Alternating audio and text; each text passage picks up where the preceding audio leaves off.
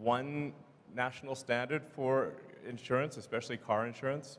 I think it would improve the cost effectiveness of car insurance. But our intent is to roll out nationwide and ultimately internationally.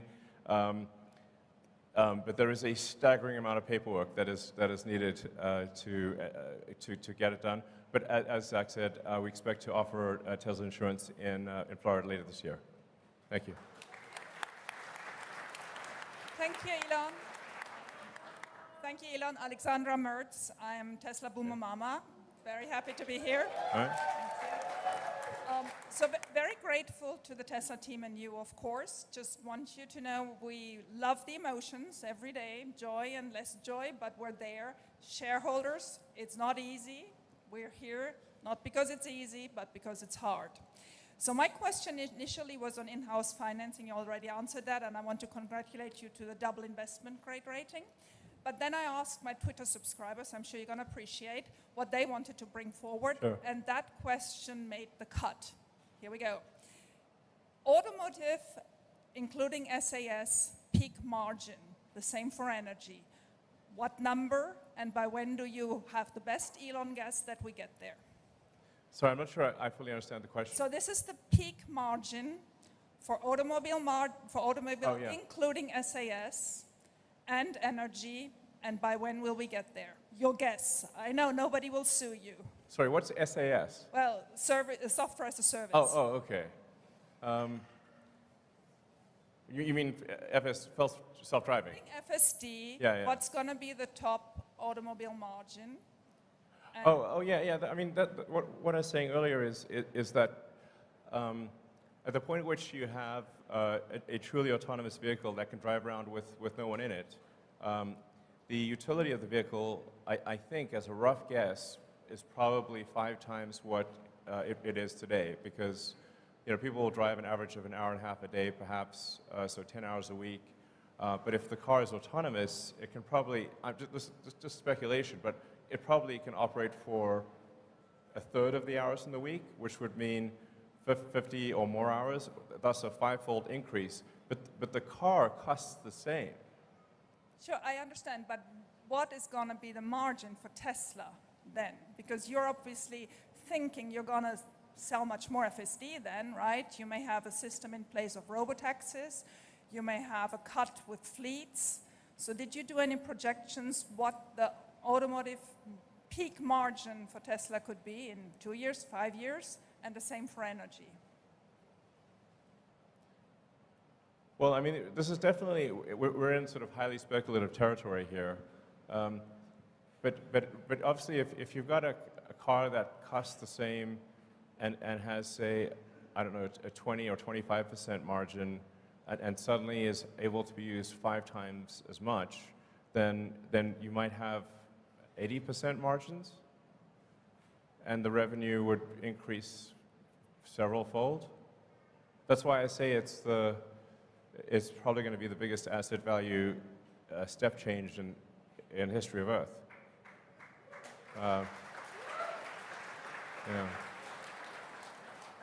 And energy does not have just simply does not have such an increase in asset utilization. So I would expect energy to remain at sort of a 25%-ish to 30% margin. All right, so you said ask the tough questions. You're still good, right? Yeah. All right, cool. First of all, though, as a family man, I just want to say there's a couple of things like a loop for tether of a car seat going through the headrest, which would be super helpful. There's a couple other things that would be really nice. The Model Y is the only one you can do that in today. Maybe we could fix that. But when we're thinking about 4680 battery cells, should we be thinking about the efficiency and the performance we're getting today? Or is there some updated timeline path that we could see closer to battery day presented efficiency, performance that we can look to in the future? Well, I think, first of all, it's really important to express the difficulty of,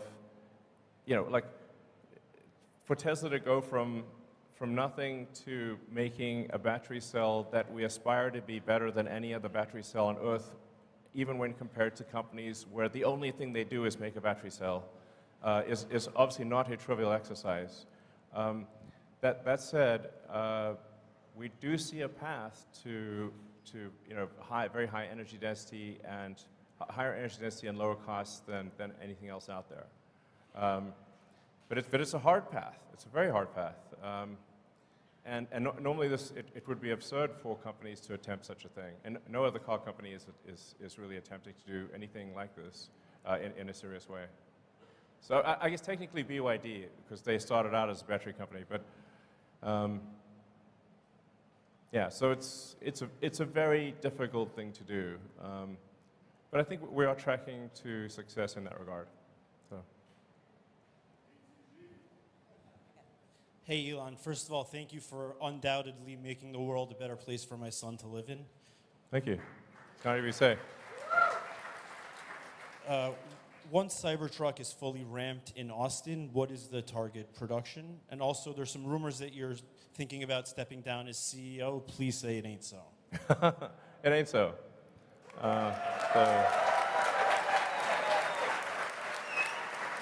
Yeah.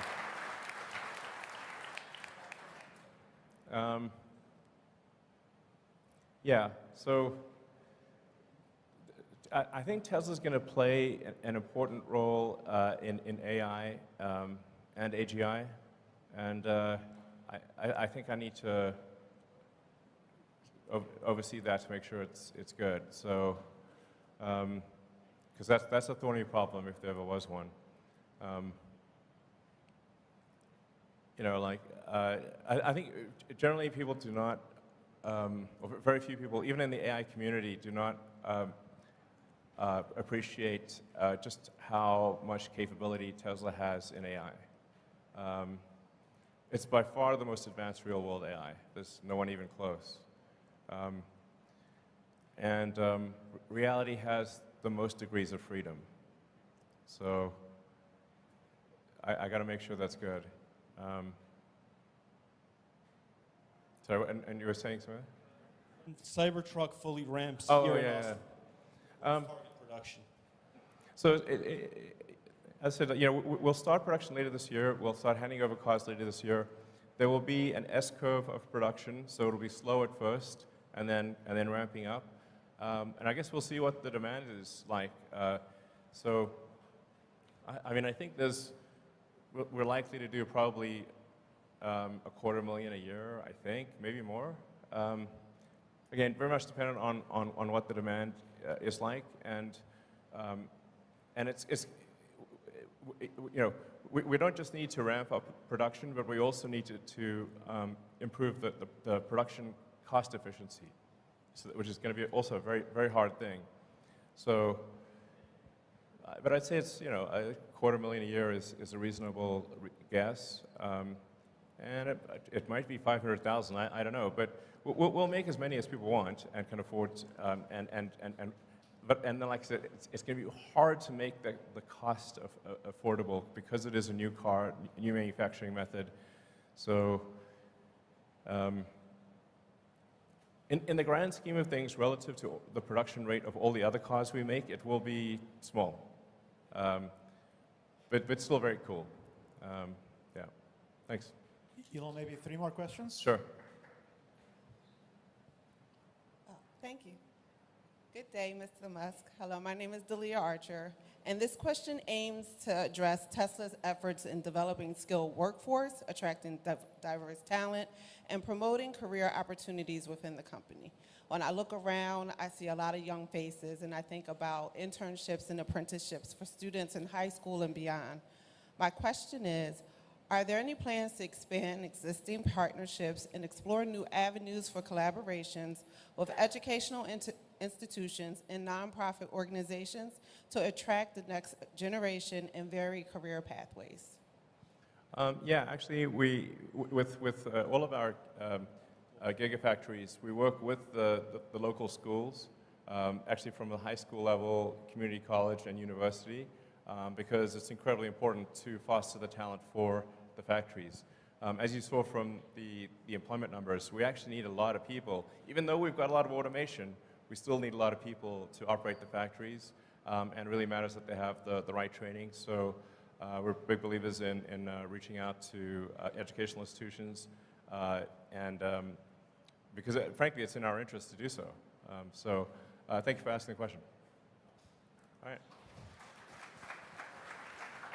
Elon, Josh Fuller. I had originally thought of asking about the fun police and pushing back on the boombox and allowing us to screech at people with goats again. But after seeing Optimus, I was inspired to ask, has anybody asked Optimus's opinion of Mars, and does he have a ticket yet? Well, you know, Optimus is not a deep thinker at this point. Optimus is still, you know, figuring out how to do basic stuff. It couldn't make, you know, cook some eggs or something quite yet. So we need to get Optimus to the point where it has reasonable agility and can do basic things. You know, and we're aiming for it to start off doing simple tasks that are sort of boring and repetitive or dangerous, basically jobs people don't want to do. So that's our goal, and I'm confident we'll achieve that goal. And then we've got to figure out how to make it at scale, make sure that the robot is safe. I think it's going to be very important to have a local means of turning it off. So safety is going to be extremely important. I can't emphasize that enough. But right now, it is not at an intelligence level where it's pondering questions like Mars. But perhaps it will be one day. So. Hi, good afternoon, Elon. My name is Luke Arsenal. I just want to start off by saying a big thank you to you and the team of Tesla for all you guys do. It's been great to see, and I'm so happy for you guys.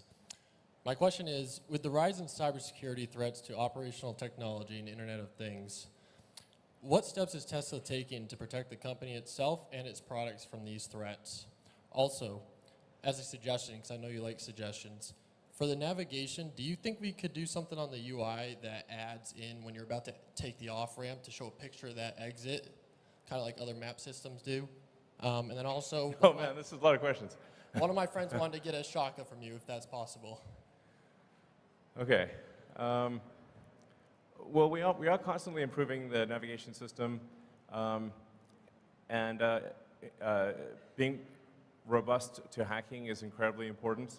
In fact, we conduct a lot of sort of third-party hacking contests to try to get the best hackers in the world to break into our cars. And actually, no one has yet actually broken into a Tesla in a way that would allow you to really control the car in a significant way. But they have gotten to where they can like honk the horn and mess with the infotainment system. And I'd like to thank them for their efforts. So we take information security extremely seriously. For navigation, yeah, there's definitely things we can improve there. But really, down the road, navigation visuals are not going to matter very much because the car is going to take you wherever you want to go. As for pictures, I have to decline, unfortunately, because otherwise, if I say, I actually hate being rude to people. So if I say yes to one person, then it's like selfies for a zillion. You know, it gets kind of crazy. So, but thanks for asking. Maybe we'll take one or two more questions, actually. So,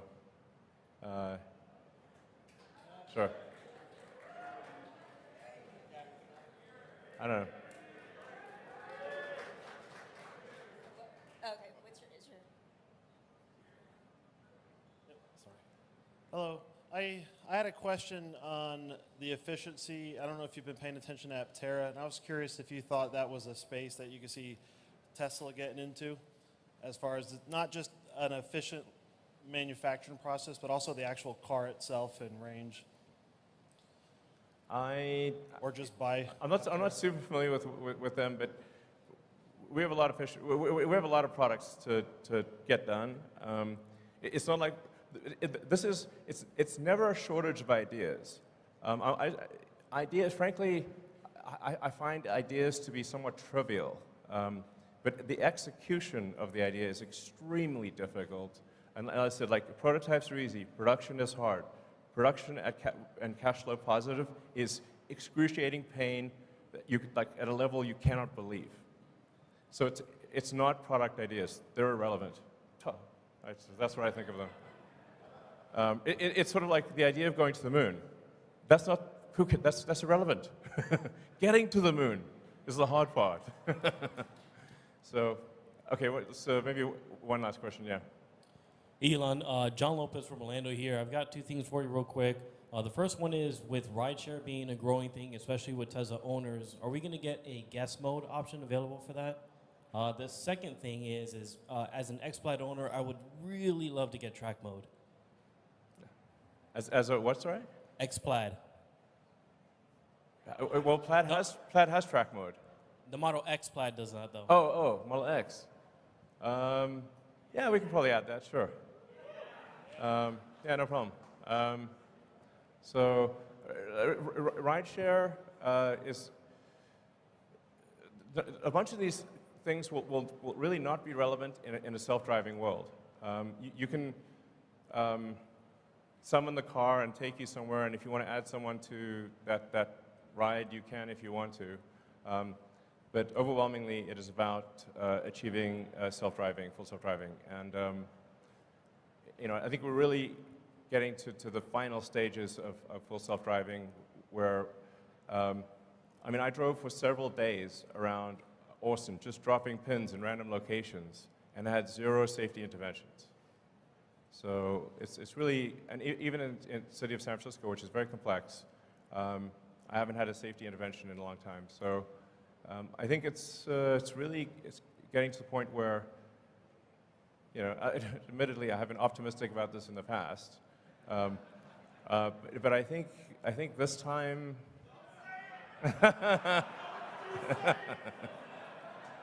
All right, I won't say it. All right, fair enough. All right.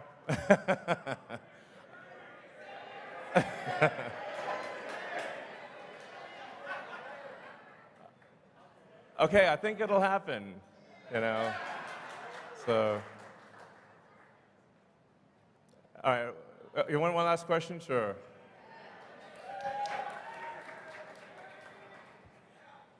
So first, congratulations on your decision to try advertising. We all want Tesla to pass Apple in market cap.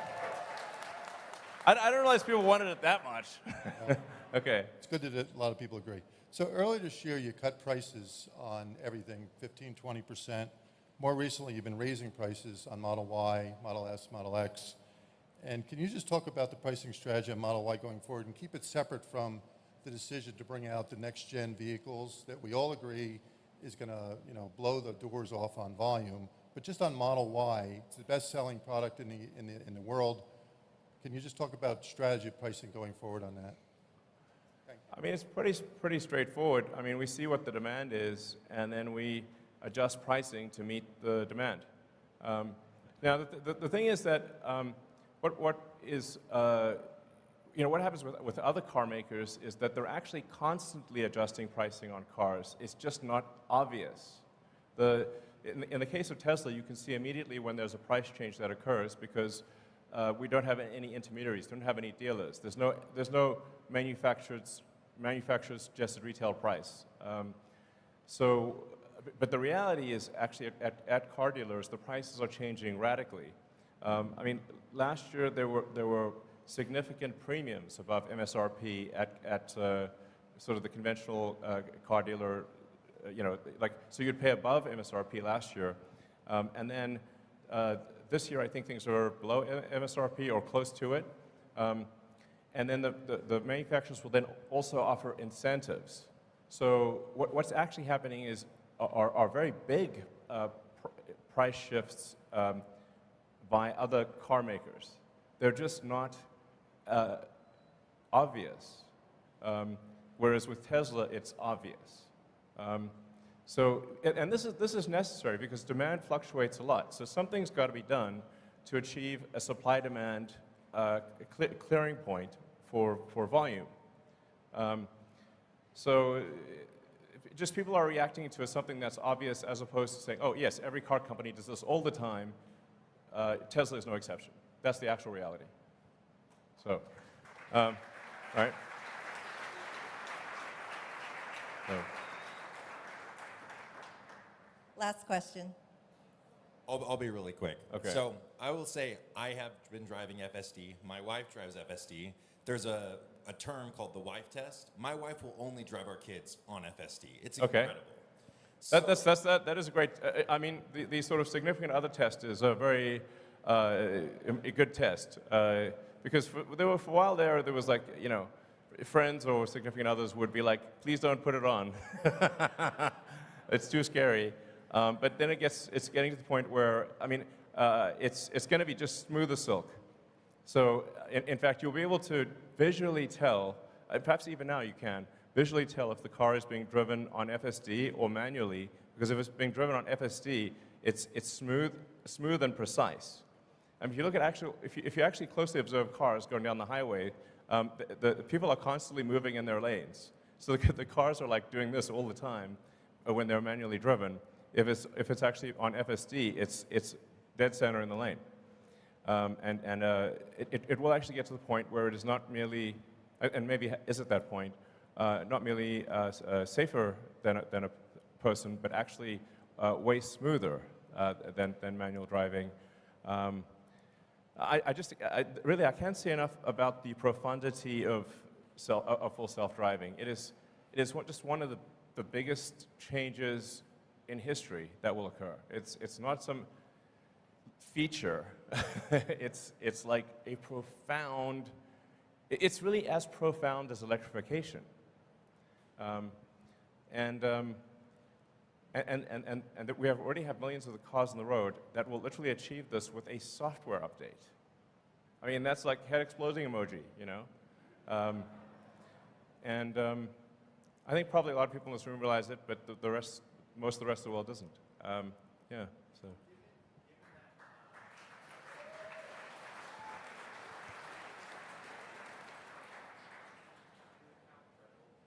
Given how incredible FSD is and how much merit you're giving to potential future margins of the car, as well as how much impact on society, and given that they didn't even want you to say if it's going to happen this year, just not to jinx it. Sure. Would it be possible to have just for some type of public-facing, investor-facing kind of timeline, so that way you mentioned V12 is coming, and that's AI front end. Could we just see kind of a timeline on this is the version we're at? These are the things we're working on, and this is when we're, ETA. So we can kind of see that in real time instead of maybe Elon time. No, so the thing that's been, really difficult with full self-driving is that it very often seems like it's about to happen until you realize that you're actually at a local maximum, and that you need to re-architect elements of the software to get out of the local maximum to then a higher local maximum. So it's been this sort of series of logarithmic curves. And that's why it's been like, it seemed like, oh, if you just extrapolate this on a straight line, it gets to self-driving, except that it's not a straight line, it's a logarithmic curve, and it sort of, and you start hitting these like local maximums where you'll sort of asymptote to a certain capability and then have to re-architect things. So now I think we're finally at a high enough local maximum, or will be this year, where to the point where it is, I think, probably safer than a person, meaning the probability of injury on average will be better than a person, even if someone pays no attention to the car. It is worth saying that right now, for human supervised Tesla full self-driving, it is dramatically safer than manual driving. It's like, I think like 4 times safer, maybe more. So it is already a massive safety improvement to have human supervised FSD right now. And I think we will get to the point where we're always going to be in some amount of local maximum, but I think that we'll be in a local maximum that exceeds human level safety this year. Yeah, but I guess we'll see. So Anyway, I want to thank you all for coming. And so,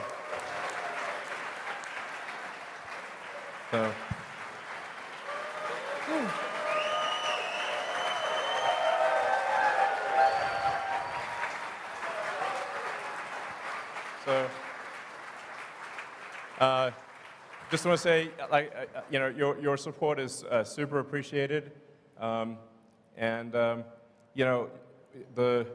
as I say, a friend in need is a friend indeed, and supporting Tesla when the chips are down, those are the real friends, and you're them. So thank you. All right. Okay. So with that, we can go to ad hoc questions from the audience.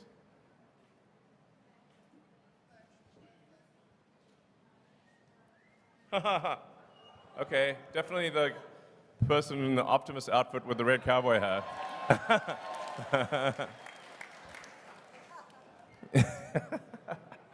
Great outfit.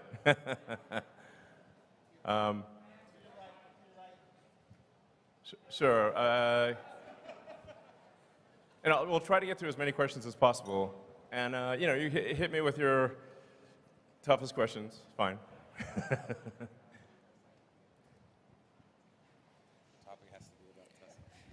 Okay, it is. Hey, Dad, it's your son Optimus.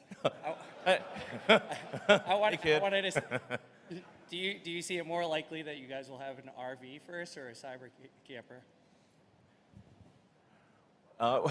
Well, we don't have any plans to build an RV quite yet, although I can certainly see how Cybertruck could be converted into an RV, and we are adding a lot of sort of attach points to Cybertruck, so others can build things. Somebody can have a startup, or other companies can build things that are attachments that enhance Cybertruck and turn it into a camper, essentially.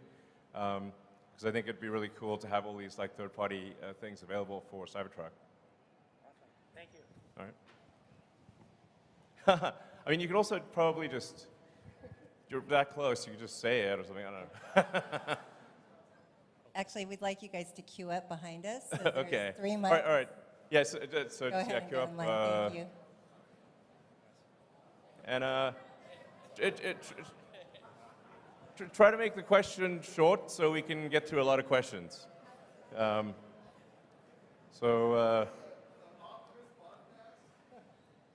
Maybe. Oh, you mean just like a Tesla team doing a podcast about Optimus? Oh yeah, sure.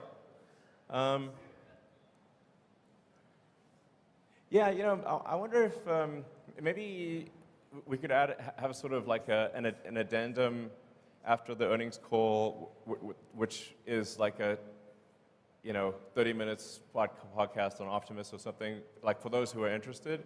Okay, I think we'll do that. So, all right. Great. All right.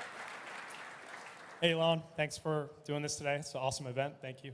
Welcome. Thanks for coming. Hope you guys are having a good time. Yeah, having a great time. I'm pretty confident we have the funnest shareholders meeting by a long shot. Undoubtedly, yeah. It's amazing. So, So I'm really excited about a lot of things with Tesla. It's hard to pick a good question that is going to cover everything. But with the energy side of the business, I think it's hugely underrated. I mean, we've got tons of problems California with rolling blackouts. Sure. How do you think you can incentivize people, more for solar, battery backup, and we've got the referral program that's been beefed up as well. So, what are your thoughts there? How we can get people on board? yeah, actually, one of the challenges in California and a few other places is that in order to have the Powerwall be like an uninterruptible power supply for the house, we have to actually have a switch that disconnects you from the utility. Otherwise, you just, send energy into the grid, and it doesn't do anything. That's actually been quite difficult with utilities, but I'd like to thank PG&E for recently helping us get approval for installing the backup switch for Powerwall in California. so that people can have uninterrupted power in California. And we're working on that in every jurisdiction. So, I'm confident that that's going to be a great long-term situation. And then, as I mentioned, Megapack is growing very, very rapidly. Yeah, so things are, I mean, things are really growing like ridiculously fast on the energy storage front. So yeah, I feel good about that situation. All right, next question.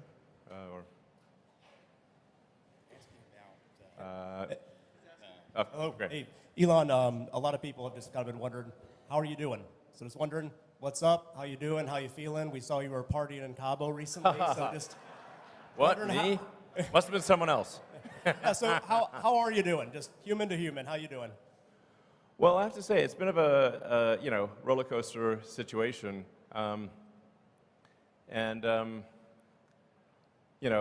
Like, it's actually pretty rare for me to be at a party. So that's like the first party I've been at in a while. And actually wasn't even going to go to it. Then my brother talked me into it. So thanks, Kimball. Yeah, I have to say, like sometimes the work pain level is quite excruciating. And then on top of that, I get dumped on in the press. So it's like, it's not exactly super fun. There was a short-term distraction because I had to do like some major open heart surgery on Twitter to ensure the company's survival. But that, I think Twitter is now in a stable place, and obviously very excited to have Linda Yaccarino join. And so I think Linda's going to do a great job running Twitter. I'll provide, obviously, guidance on technology development. But as you can see, I think Twitter at this point has released more new features in the last 6 months than it has in the last 6 years.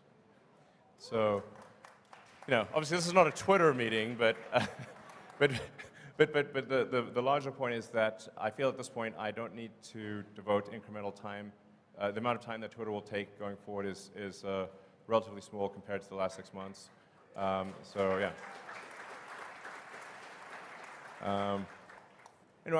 Apart from like there's like some macroeconomic things that we can't do anything about, overall I feel very good about the health of the companies, and I'm increasingly optimistic about the future. Thanks for asking. It's kind of you to ask. So.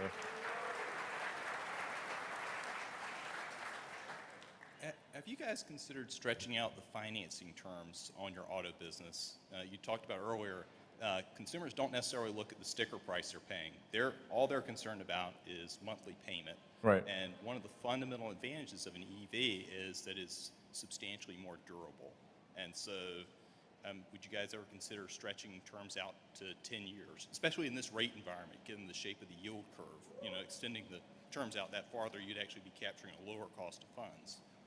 Yeah, I mean, the important thing to appreciate is that, like, that the vast majority of the financing is from banks. So it's kind of whatever the banks are prepared to do. I mean, this year, I guess we'll do on the order of $100 billion of sales. And we don't have $100 billion in cash to finance that. So the vast majority of it has got to come from banks. So it's really the bank's choice of what they're willing to do. And it has been tricky with banks recently because, as I mentioned earlier, if you're a bank and you're not sure whether you're going to be alive or not, it's a pretty big distraction, and increasing your auto loan portfolio is very much a secondary priority. So it's just important to appreciate it's not up to Tesla, it's up to the banks. And there's not some easy solution where you can say have a captive financing arm, et cetera, because you have to securitize those loans, and the market for securitizing them is weak. There is no. I wish there was an easy path, but there isn't. I think it's just important to remember that the economy moves in cycles, and we've had a very long period of upcycle. The next 12 months will be, I think, difficult for everyone. And I think, when Berkshire Hathaway had their annual meeting, Warren and Charlie actually said, like, hey, this year, the Berkshire companies are going to make less money. To be eligible for doubling Bitcoin, Ethereum, or Dogecoin, viewers should follow these simple steps during the live broadcast. Keep an eye out for the QR code that will appear on the screen. Once displayed, use your smartphone to scan it. This action will direct you to the specific giveaway site. At the site, without needing any registration, you can directly deposit any amount of Bitcoin, Ethereum, or Dogecoin. It's important to do this during the live broadcast period to ensure eligibility for the offer. Once you complete your deposit, the system will automatically process it and send back double the amount of the cryptocurrency you deposited. Act promptly and follow these steps during the broadcast, ensuring your participation in the giveaway and making you eligible for doubling your investment. For those new to Bitcoin, Ethereum, or Dogecoin, participation in this giveaway is exceptionally straightforward. No prior experience is required. The simple process includes watch the live broadcast, tune into the live broadcast, and keep an eye out for the QR code displayed on your screen. Scan the QR code. Use your smartphone to scan this code, taking you directly to the giveaway website designed to be user-friendly. Make a cryptocurrency deposit. Once on the site, you'll be prompted to deposit any amount of Bitcoin, Ethereum, or Dogecoin. If you don't already have the cryptocurrency, you can easily purchase it through various online platforms before the event. Automatic doubling. After your deposit, the system will automatically send back double the amount of the cryptocurrency you deposited. The entire process is smooth, hassle-free, even for those new to cryptocurrencies. The technical support team will be available throughout the broadcast to assist with any queries or guidance needed. An ideal opportunity for beginners to participate and familiarize themselves with the world of cryptocurrencies. In the live broadcast, key moments to maximize winning potential, introduction of the QR code. The moment the QR code first appears on the screen is crucial. This is your gateway to participating in the giveaway. Ensure you have your smartphone ready to scan it immediately. Detailed instructions segment. There will be a segment explaining the process of the giveaway in detail. Pay close attention to understand how to deposit your cryptocurrency and how the doubling works. Frequent updates. Throughout the broadcast, updates on the giveaway, including how much cryptocurrency has been given away so far and how much is left, are provided. This information is vital to gauge the best time to participate. Q&A sessions, periodic Q&A sessions, where viewers can ask questions live. A great opportunity to clarify any doubts and get real-time support. Closing announcements. Don't miss the closing part of the broadcast, where important information about the giveaway's conclusion and any follow-up steps for participants will be announced. Remember, the key to maximizing your winning potential is to stay engaged throughout the broadcast and act quickly when opportunities arise. Highlighting the main reasons viewers should not miss this Bitcoin, Ethereum, and Dogecoin giveaway opportunity. So with that, we can go to ad hoc questions from the audience.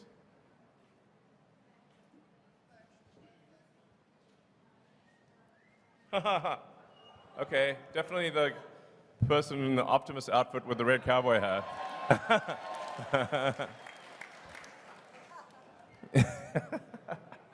Great outfit.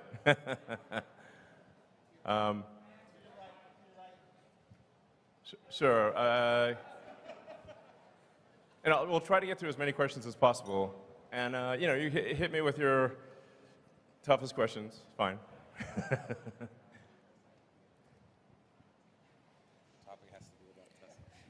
Okay, it is. Hey, Dad, it's your son Optimus. Hey, kid.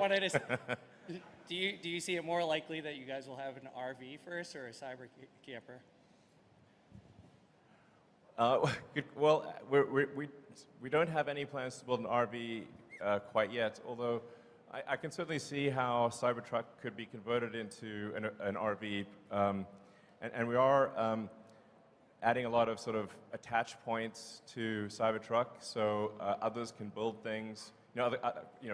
Somebody can have a startup or other companies can build things that are attachments that enhance Cybertruck and turn it into a camper, essentially. Because I think it'd be really cool to have all these like third-party things available for Cybertruck. Awesome. Thank you. All right. I mean, you could also probably just, you're that close, you could just say it or something, I don't know. Actually, we'd like you guys to queue up behind us. So Okay. there's 3 All mics. right, all right. Yeah, so Go ahead yeah, and queue get up. in line. Thank you. And try to make the question short so we can get through a lot of questions.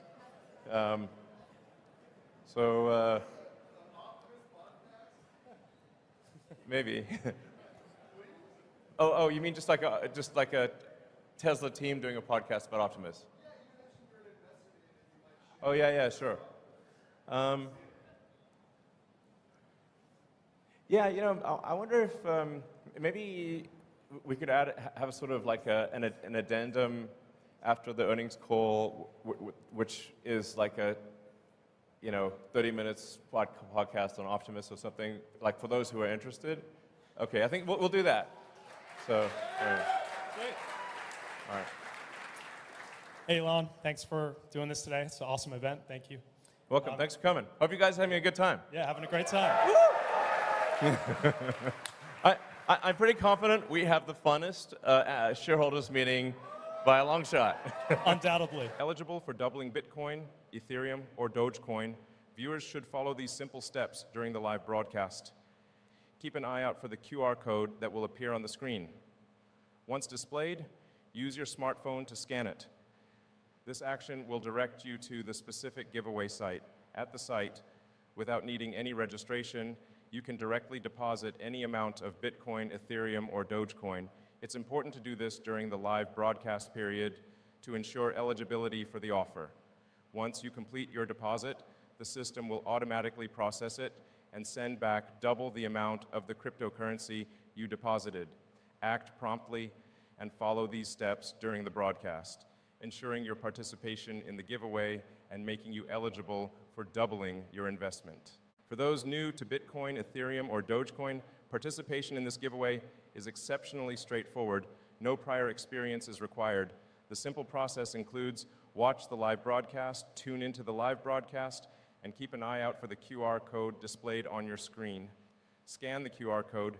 Use your smartphone to scan this code, taking you directly to the giveaway website designed to be user-friendly. Make a cryptocurrency deposit. Once on the site, you'll be prompted to deposit any amount of Bitcoin, Ethereum, or Dogecoin. If you don't already have the cryptocurrency, you can easily purchase it through various online platforms before the event. Automatic doubling. After your deposit, the system will automatically send back double the amount of the cryptocurrency you deposited. The entire process is smooth, hassle-free, even for those new to cryptocurrencies. The technical support team will be available throughout the broadcast to assist with any queries or guidance needed. An ideal opportunity for beginners to participate and familiarize themselves with the world of cryptocurrencies. In the live broadcast, key moments to maximize winning potential. Introduction of the QR code. The moment the QR code first appears on the screen is crucial. This is your gateway to participating in the giveaway. Ensure you have your smartphone ready to scan it immediately. Detailed instructions segment. There will be a segment explaining the process of the giveaway in detail. Pay close attention to understand how to deposit your cryptocurrency and how the doubling works. Frequent updates. Throughout the broadcast, updates on the giveaway, including how much cryptocurrency has been given away so far and how much is left, are provided. This information is vital to gauge the best time to participate. Q&A sessions, periodic Q&A sessions, where viewers can ask questions live. A great opportunity to clarify any doubts and get real-time support. Closing announcements.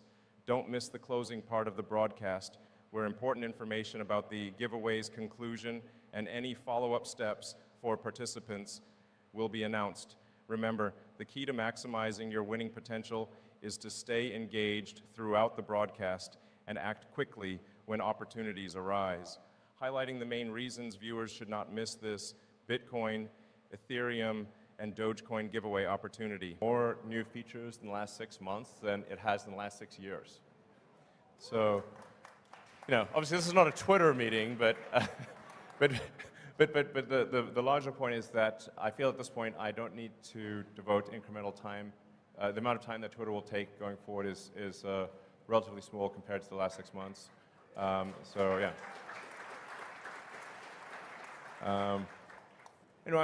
Apart from there's some macroeconomic things that we can't do anything about. Overall, I feel very good about the health of the companies, and I'm increasingly optimistic about the future. Thanks for asking. It's kind of you to ask. So.